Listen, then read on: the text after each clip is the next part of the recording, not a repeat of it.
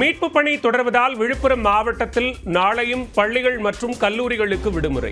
திங்கட்கிழமை முதல் பள்ளி கல்லூரிகள் வழக்கம் போல் செயல்படும் எனவும் மாவட்ட ஆட்சியர் பழனி அறிவிப்பு. மழை வெள்ள பாதிப்பு நிவாரணத்திற்கு 1 மாத ஊதியத்தை வழங்கினார் முதலமைச்சர் மு க ஸ்டாலின். காசோலையை தலைமைச் செயலாளரிடம் அளித்தார்.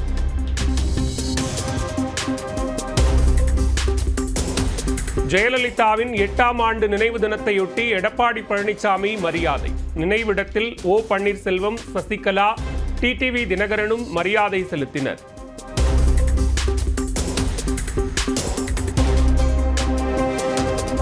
விழுப்புரம் மாவட்டம் திருக்கோவிலூரில் புயல் நிவாரணத் தொகை 2000 ரூபாய் விநியோகம் தொடக்கம். பாதிக்கப்பட்ட மக்களுக்கு 5 கிலோ அரிசி, பருப்பு மற்றும் சர்க்கரையையும் வழங்கினார் அமைச்சர் பொன்முடி. அமைச்சர் பொன்முடி மீது சேற்றை வாரி இறைப்பதை அனுமதிக்க முடியாது என பாமக நிறுவனர் ராமதாஸ் கருத்து. மழை வெள்ள பாதிப்புகளை தடுப்பதில் திமுக அரசு தோல்வியடைந்து விட்டதாக குற்றச்சாட்டு. வெள்ள பாதிப்புகளை தடுப்பதில் திமுக அரசு படுதோல்வி அடைந்திருக்கிறது.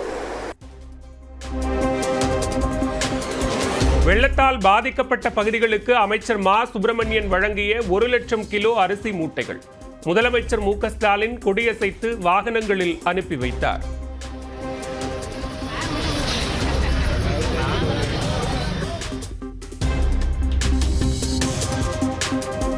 புயலால் பாதிக்கப்பட்டுள்ள புதுச்சேரிக்கு இடைக்கால நிவாரணமாக 600 கோடி ரூபாய் வழங்க வேண்டும். பிரதமர் மோடிக்கு எழுதியுள்ள கடிதத்தில் முதலமைச்சர் ரெங்கசாமி வலியுறுத்தல். மகாராஷ்டிர முதலமைச்சராக தேவேந்திர பட்னவிஸ் பதவியேற்பு. मैं देवेंद्र सरिता गंगाधरराव फडणवीस ईश्वर साक्ष शपथ घेतो की कायद्याद्वारे स्थापित झाले अशा துணை முதலமைச்சர்களாக ஏக்நாத் ஷிண்டே, அஜித் பவாருக்கு பதவி பிரமாணம் செய்து வைத்தார் ஆளுநர் சி.பி. ராதாகிருஷ்ணன். एकनाथ गंगूबाई संभाजी शिंदे, मी अजित आशाताई अनंतराव पवार ईश्वर साक्ष शपथ घेतो की कायद्याद्वारे स्थापित झाले आहे अशा भारताच्या संविधानाबद्दल मी खरी श्रद्धा. மகாராஷ்டிரா அரசு பதவியேற்பு விழாவில் பிரதமர் மோடி, உள்துறை அமைச்சர் அமித்ஷா பங்கேற்பு. முகேஷ் அம்பானி உள்ளிட்ட தொழிலதிபர்களும் பெருமளவில் பங்கேற்பு.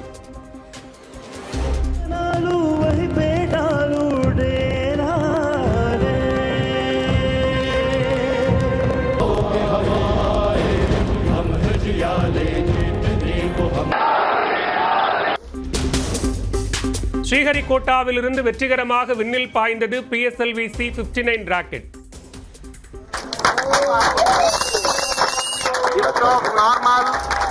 Majestic liftoff of the PSLV C-59 probatory mission from the Satish Dhawan Space Center. வணிக ரீதியாக ஐரோப்பிய விண்வெளி ஆய்வு மையத்தின் செயற்கைக்கோள்களை அனுப்பியது ISRO. Dr. S. Somnath.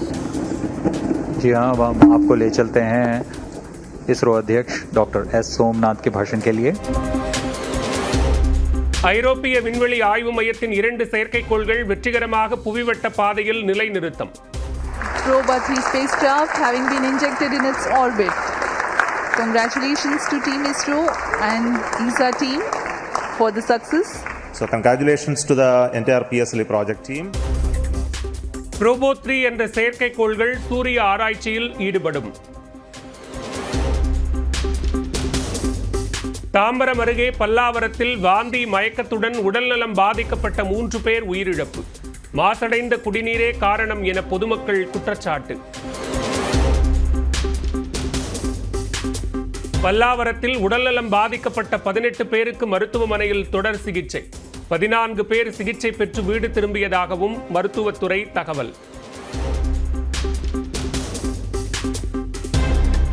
Chromepet அரசு மருத்துவமனையில் அனுமதிக்கப்பட்டுள்ளவர்களை சந்தித்து நலம் விசாரித்தார் அமைச்சர் மா சுப்பிரமணியன்.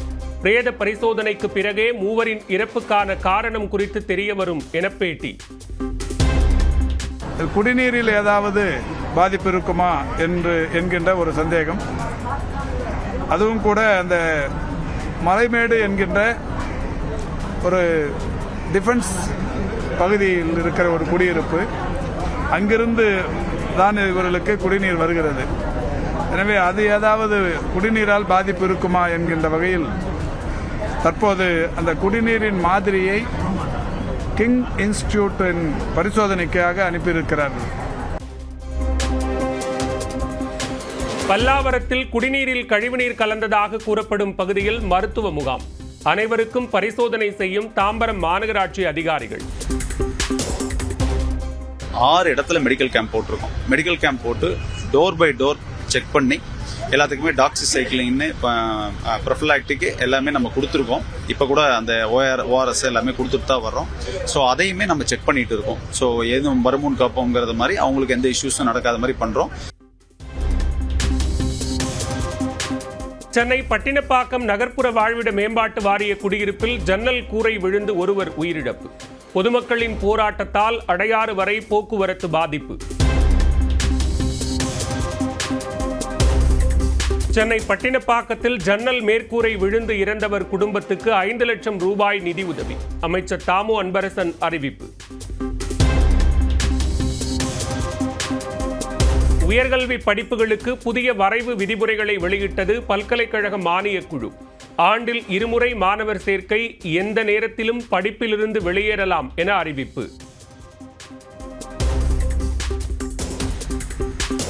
12ஆம் வகுப்பில் எந்த பிரிவில் படித்திருந்தாலும் உயர்கல்வியில் எந்த படிப்பிலும் சேரலாம். தேசிய அளவில் அல்லது பல்கலைக்கழக அளவில் நுழைவுத் தேர்வில் பங்கேற்க வேண்டும் என யுஜிசி அறிவிப்பு.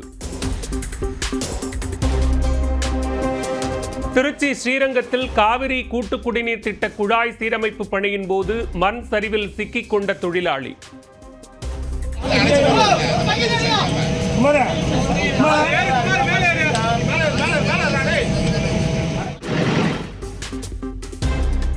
போராடி பத்திரமாக மீட்ட தீயணைப்புத்துறை.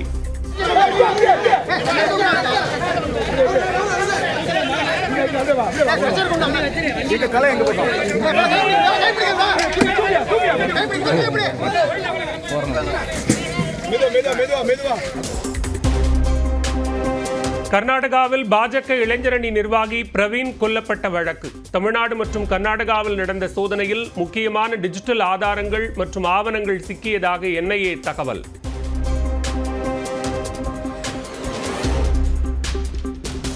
அதானி லஞ்ச விவகாரம் பற்றி விவாதிக்க அனுமதி மறுப்பதற்கு எதிர்ப்பு.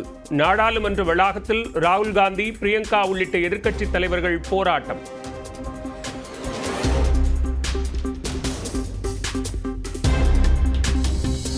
வரலாறு காணாத பனிப்பொழிவில் சிக்கி தவிக்கும் சீனா. வடகிழக்கு பகுதிகளில் உள்ள நீர்நிலைகள் பனிக்கட்டியாக மாறின.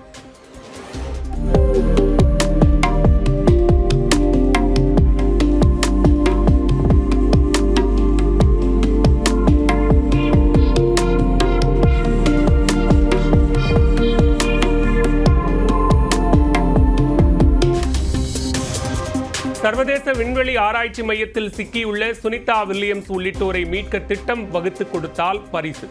இந்திய மதிப்பில் சுமார் 17 லட்சம் ரூபாய் வழங்கப்படும் என நாசா அறிவிப்பு. தென்கொரியாவில் அவசர நிலை பிரகடனப்படுத்தியதற்கு வலுக்கும் எதிர்ப்பு. நாடாளுமன்றத்தை முற்றுகையிட்டு 2வது நாளாக போராட்டம்.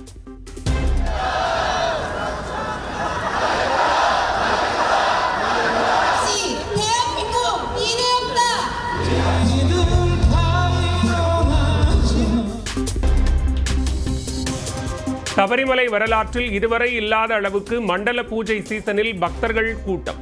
21 நாட்களில் 15 லட்சத்தை தாண்டியது.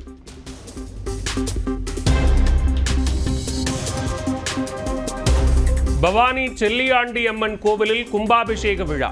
தீர்த்தக்குட ஊர்வலத்தில் 5000த்திற்கும் மேற்பட்டோர் பங்கேற்பு.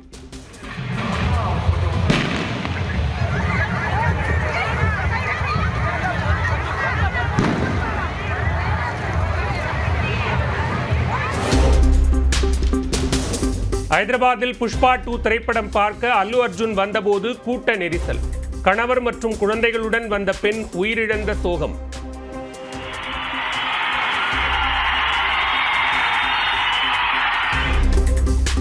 காலநிலை மாற்றத்தை எதிர்கொள்வதில் இந்தியாவிலேயே தமிழ்நாடு முன்னோடியாக உள்ளது. தமிழ்நாட்டில் பிளாஸ்டிக் பயன்பாடு குறைந்திருப்பதாகவும் காலநிலை மாற்று நிர்வாக குழு கூட்டத்தில் முதலமைச்சர் ஸ்டாலின் பெருமிதம். நாட்டை உலக அரங்கில் காலநிலை மீள்திறன் மற்றும் நீடித்த நிலைத்த வளர்ச்சியில் மற்ற மாநிலங்களுக்கும் நாடுகளுக்கும் முன்னோடியாக மாற்றி காட்டுவோம் என்பதை இந்த கூட்டத்து மூலமாக உறுதி எடுத்துக்கிட்டு செயல் திட்டங்களை முன்னெடுப்போம். புயல் வெள்ள பாதிப்புகளிலிருந்து மீண்டு வர திமுக அரசு மிக சிறப்பாக செயல்பட்டதாக அமைச்சர் KKSSR ராமச்சந்திரன் விளக்கம். முதலமைச்சரை மக்கள் பாராட்டுவதை பொறுக்க முடியாமல் அவதூறுகளை அள்ளி வீசுகிறார்கள் என குற்றச்சாட்டு. புயலால் பாதிக்கப்பட்ட விழுப்புரம், கள்ளக்குறிச்சி உட்பட 6 மாவட்டங்களில் நாளை முதல் 12ஆம் தேதி வரை சிறப்பு சிறு வணிக கடன் திட்ட முகாம். உரிய ஆவணங்களை காண்பித்து சிறு வணிகர்கள் பயன்பெறலாம் என அமைச்சர் பெரிய கருப்பன் அறிவிப்பு. கோயம்பேட்டில் 1 கிலோ முருங்கைக்காய் 500 ரூபாய்க்கு விற்பனை. வடமாநிலங்களிலிருந்து விமானத்தில் வருவதால் விலை அதிகம் என வியாபாரிகள் தகவல். தமிழ்நாடு முழுவதும் பூண்டு, வெங்காயம் உள்ளிட்டவற்றின் விலை கிடுகிடு உயர்வு. பூண்டு கிலோ 500 ரூபாய்க்கு விற்கப்படுவதால் இல்லத்தரசிகள் கவலை.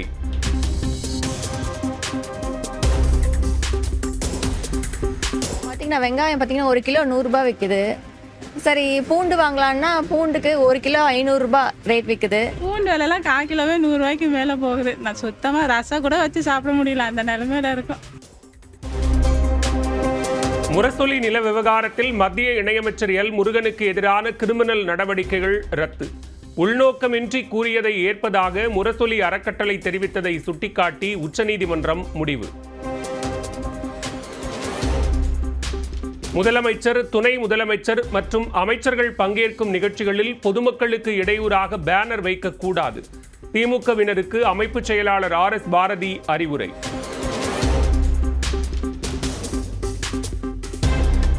மத்தியில் மோடி ஆட்சி, தமிழ்நாட்டில் திமுக ஆட்சி வேண்டும். திருக்கடையூர் அமிர்தகடேஸ்வரர் கோவில் வெள்ளிரத வெள்ளோட்ட நிகழ்ச்சியில் அமைச்சர் சேகர்பாபு முன்னிலையில் மதுரை ஆதீனம் பேச்சு.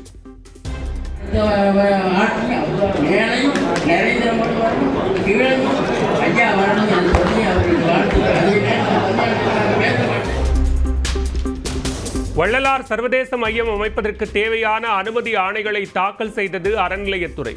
பெருவெளியில் கட்டுமானங்கள் மேற்கொள்ள விதிக்கப்பட்ட தடை தொடரும் என உயர்நீதிமன்றம் உத்தரவு.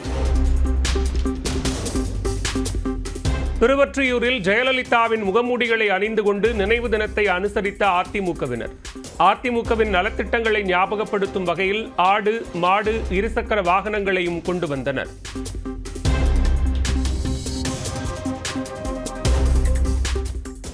திருச்சி SP வருண்குமார் மீது DGPக்கு நாம் தமிழர் கட்சி புகார். நாம் தமிழர் கட்சியால் தனது குடும்பத்தினருக்கு பாதிப்பு என பேசியது குறித்து நடவடிக்கை எடுக்க வேண்டுகோள். நாம் தமிழர் கட்சியை பிரிவினவாத இயக்கம் என எதன் அடிப்படையில் SP வருண்குமார் குற்றம் சாட்டுகிறார்? நாம் தமிழர் கட்சி தலைமை ஒருங்கிணைப்பாளர் சீமான் கேள்வி.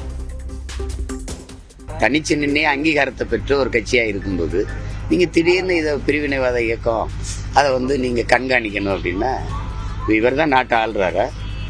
ஏற்கனவே என்னை ரைடு விட்டு போனால் பார்த்தாங்கல்ல, அவங்களுக்கு தெரியாதா நாங்கள் பிரிவினைவாத இயக்கமா இல்லையான்னு? எதை வச்சு பிரிவினைங்கிறாரு? மன்சூர் அலிகான் மகன் துக்ளக் அலி கஞ்சா பயன்படுத்தியது உறுதியானது. பரிசோதனையில் கண்டுபிடிக்கப்பட்டதாக மருத்துவ அறிக்கையில் தகவல்.